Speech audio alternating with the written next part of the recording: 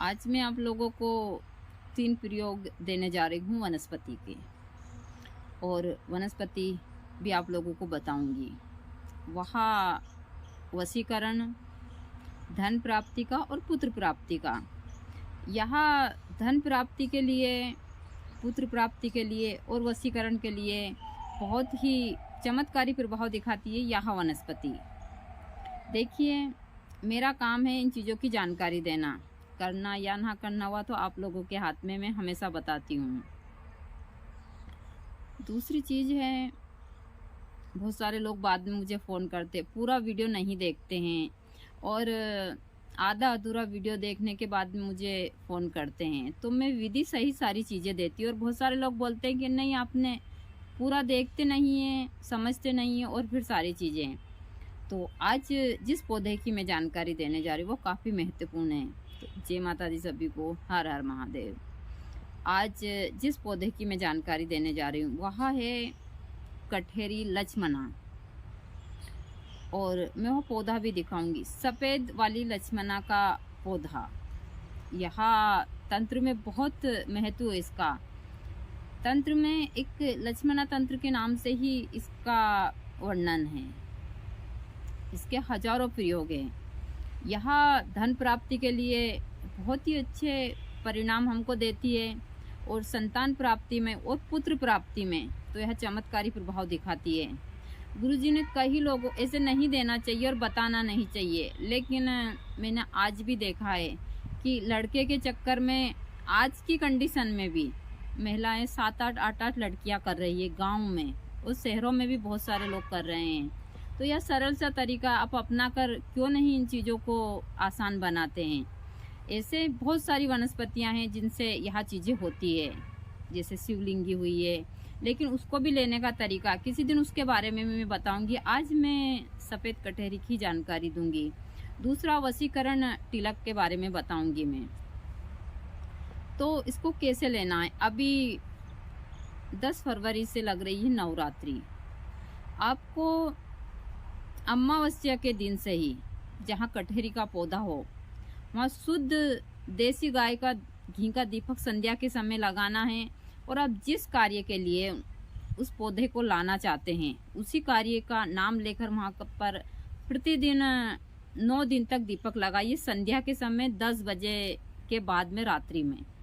और वहाँ जाइए, जहाँ जाते हैं आप नंगे पैर जाइए, स्नान कर कर नंगे पैर जाइए, और मन में यही धारणा कीजिए कि हम किसी देवी के पास जा रहे हैं कुछ लेने के लिए। तो आप 9 दिन तक वहाँ जाइए, थोड़ी देर बैठिए, प्रार्थना कीजिए। कोई मंत्र नहीं पढ़ना है आपको, ना कोई मंत्र बोलना है। दीपक लगाकर आ जाइए, पीछे मुड़कर मत देखिए। रास्ते में कोई भी आपसे बातचीत करता है या बोलता है तो बिल्कुल भी नहीं, चाहे महिला हो या पुरुष हो। यह क्रिया आपको 9 दिन तक करनी है। 9 दिन के बाद में जब आप उस नौमी के दिन आप धूप दीप सारी चीज़ें, और उसके साथ में आप मिठाई, नैवेद्य, सारी चीज़ें लेकर जाइए। वहाँ एक छोटा सा श्रृंगार जिसको बोलते हैं हम 16 श्रृंगार, उसकी वो भी लेकर जाइए। वहाँ सारी चीज़ें अर्पण कर कर और उनसे प्रणाम करते हुए कि हे देवी, हम आपकी थोड़ी सी जो जड़ है वह प्राप्त कर रहे हैं। आपके यदि आप संतान प्राप्ति के लिए कर रहे हैं तो वह बोलिए, यदि आप धन प्राप्ति के लिए कर रहे हैं तो आप धन प्राप्ति का नाम लीजिए, और आप वशीकरण तिलक के लिए कर रहे हैं तो वह करिए।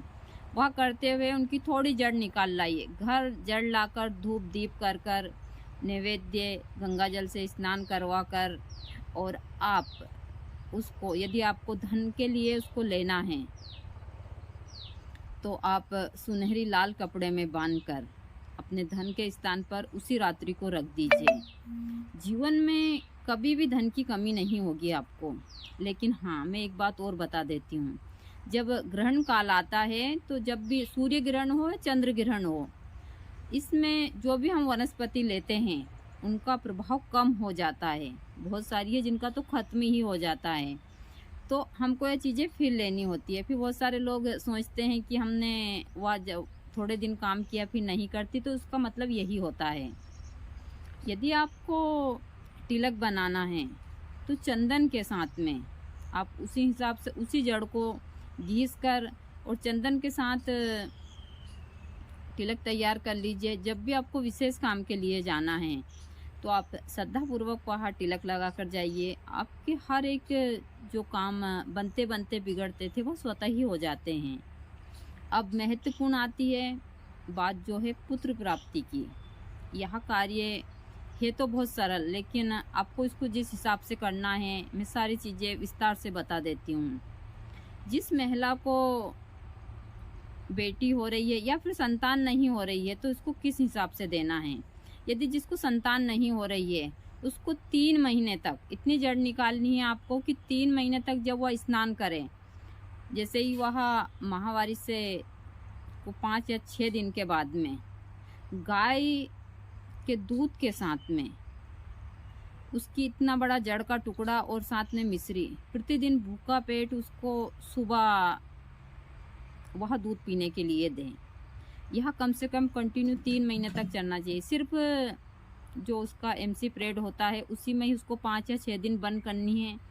यदि आपने सच्चे मन से और श्रद्धापूर्वक ये चीज़ें की और उसको किसी कीटाणु की कमी नहीं हुई और वह स्वस्थ दोनों पति पत्नी है तो 100% उनको संतान की प्राप्ति हो जाएगी। किसी चीज़ की थोड़ी बहुत कमी होगी तो। एक बार मैंने यह प्रयोग बताया था तो एक श्रीमती जी ने, किसी मैडम है जिन्होंने, या फिर पता नहीं कौन है वो, मुझे नहीं पता उनका, उन्होंने कहा था कि जिनका पति नहीं हो, मतलब ये मजाक की बात नहीं है भाई, तेरा पति नहीं होगा तो क्या आसमान से तुझे बच्चा तेरे पेट में आएगा। मैं इन बातों का कोई ज़्यादा वो नहीं, तो ऐसी बेहुदा बातें लोग बाग करते हैं। तो जब कुछ चीज़ें ही नहीं होती है तो फिर कहाँ से आती है, मैं बोलती हूँ।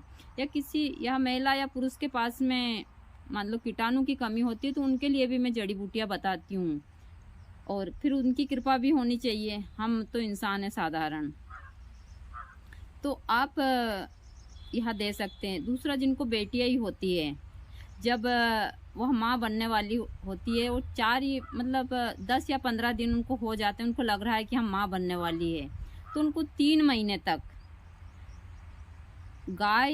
जिस गाय ने नंदी को जन्म दिया, यानी कि बछड़े को, बछड़ी को नहीं, उसका दूध होना चाहिए देसी गाय का। उसके साथ में प्रातः जल्दी उठकर वह स्नान कर और थोड़ी सी खीर बनाएं। उस खीर में एक इतना बड़ा जड़ का टुकड़ा डालें, वह सफ़ेद कटहरी का।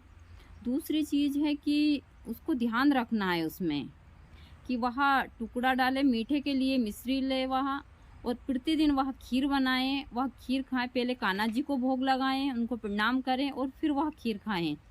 3 महीने तक कंटिन्यू उसने यह नेम सही तरीके से करा तो उसको 100% पुत्र की प्राप्ति होती है। आप ये तीनों प्रयोग करते हैं तो यह एक से बढ़कर एक चमत्कारी प्रयोग है।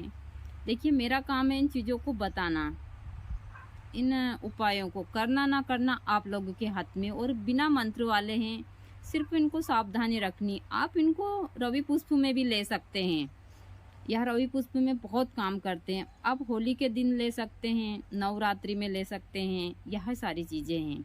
इनके बहुत सारे प्रयोग है जो आगे भी मैं बताऊंगी। अब मैं आप लोगों को पौधा दिखा देती हूँ जो कैसा होता है सफ़ेद कटहरी का। आप इसका भी पौधा ले सकते हैं, दोनों कटहरियों को मैं बता देती हूँ। तो बने रहिए इस ब्लॉग में, मैं आप लोगों को यह सारी चीज़ें बता दूँ। आप ये वाली सफ़ेद कटहरी भी ले सकते हैं, या काफ़ी बड़ी, या बड़ी जो मैं बोल रही हूँ कि यहाँ कम से कम ज़्यादा नहीं तो 10-12 फीट तक हो जाती। इसमें भी अभी फल लगने ही वाले हैं, या देख सकते हैं आप। दूसरी ये वाली कटहरी, इसको इसीलिए कटहरी बोला जाता है, आप देख सकते हैं इसमें कांटा, इसको भटकटैया बोलते हैं, और इसमें सफ़ेद फूल भी है। यहाँ दोनों बड़ी वाली है, जो नीचे छत्ते वाली है वह यहाँ ख़त्म हो चुकी है, लेकिन यह वाली काफ़ी प्रभावशाली है। धन प्राप्ति के लिए इसको बहुत लिया जाता है। अभी मुझे पूजा करनी है नवरात्रि में, इसलिए मैंने आज साफ़ सफाई की है। तो इसमें आप देख सकते हैं सफ़ेद फूल भी लग रहे हैं अभी। इसको ही बोला जाता है लक्ष्मणा। बहुत सारे लोग इन वनस्पतियों के नाम नहीं जानते और काफ़ी परेशान होते हैं। तो यही है, आप लोग प्रयोग कीजिए इनका, भगवती की कृपा से आपको ज़रूर सफलता प्राप्त होगी। और इन वीडियो को शेयर कीजिए, लाइक कीजिए और अच्छी टिप्पणी कीजिए, तो मुझे भी थोड़ी इनसे प्रेरणा मिले।